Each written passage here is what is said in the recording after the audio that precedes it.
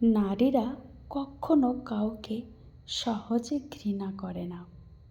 ক্ষণিকের ভুল বুঝলেও সহজে ঘৃণার তালিকায় কাউকে রাখে না। প্রথমে মেনে নেয়, নয়তো মানিয়ে নেয়, তারপর সহ্য করে। তীব্র কষ্ট পেলে কান্না করে, রাগে যন্ত্রণায় ঝগড়া করে, তাও কিন্তু তাদের মূল্যায়ন কেউ করে না।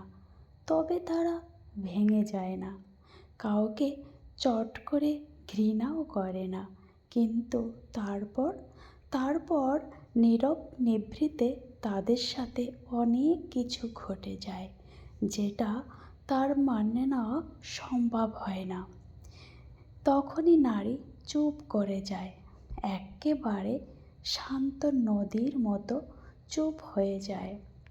হয়তো কারো প্রতি ঘৃণা জন্মেই তারা এই কঠিন নীরবতা বেছে নেয়। লেখা সংগৃহীত।